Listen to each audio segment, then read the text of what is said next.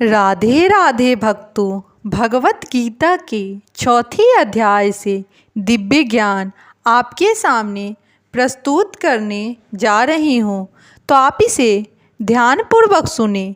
श्लोक 11 में बताया गया है, ये यथा मामा म प्रपंधते ताम ताम तथा एवं भजामि अहम मम वर्तम अनुवर्तने मनुष्यता पार्थ सर्वस। अब इस श्लोक का हिंदी में अनुवाद है, जिस भाव से सारे लोग मेरी शरण ग्रहण करते हैं उसी के अनुरूप में मैं उन्हें फल देता हूँ।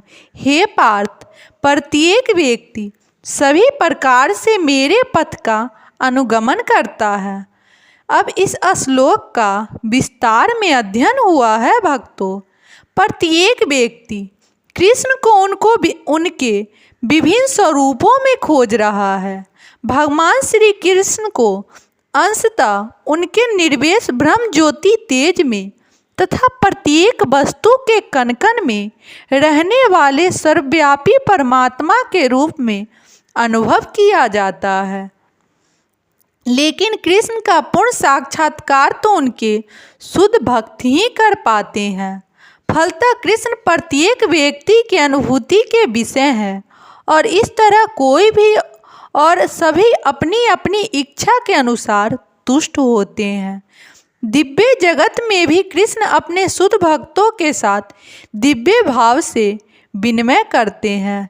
जिस तरह के भक्त उन्हें चाहते हैं, कोई एक भक्त कृष्ण को परम स्वामी के रूप में चाह सकता है, दूसरा अपने सखा के रूप में, तीसरा अपने पुत्र के रूप में, चौथा अपने प्रेमी के रूप में। कृष्ण सभी भक्तों को समान रूप में उनके प्रेम की प्रगाढ़ के अनुसार फल देते हैं। भौतिक जगत में भी ऐसी ही विनिमय की अनुभूतियाँ होती है और वे विभिन्न प्रकार के भक्तों के अनुसार भगवान द्वारा संभाव से विनिमय की जाती है।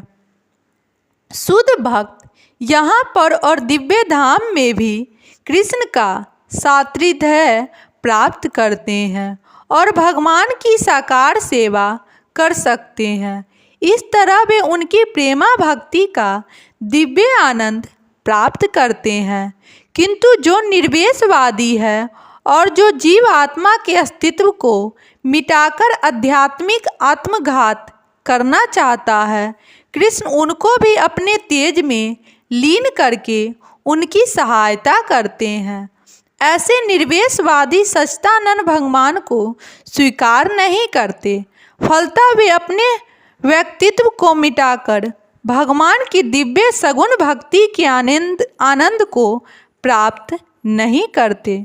उनमें से कुछ जो निर्वेश सत्ता में दृढ़ता पूर्वक स्थित नहीं हो पाते, वे अपनी कार्य करने की सूक्ष्म इच्छाओं को प्रदर्शित करने के लिए इस भौतिक क्षेत्र में वापस आते हैं।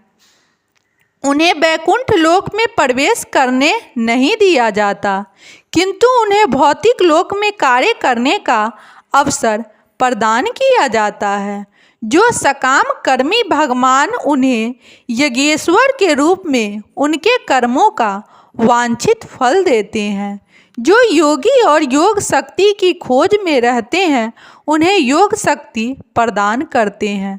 दूसरे शब्दों में, प्रत्येक व्यक्ति की सफलता भगवान की कृपा पर आश्रित रहती है और समस्त प्रकार की आध्यात्मिक विधियाँ एक ही पथ में सफलता की विभिन्न कोटियाँ हैं।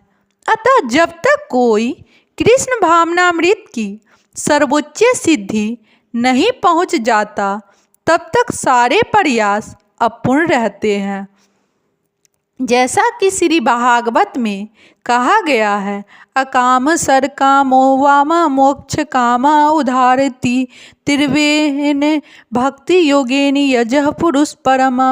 मनुष्य चाहे निष्काम हो या फल का इच्छुक हो या मुक्ति का इच्छुक ही क्यों ना हो, उसे पूरे सार्थक में भगवान की सेवा करनी चाहिए, जिससे उसे पूर्ण सिद्धि प्राप्त हो सके, जिसका पर्यवास कृष्ण भावनामृत में होता है।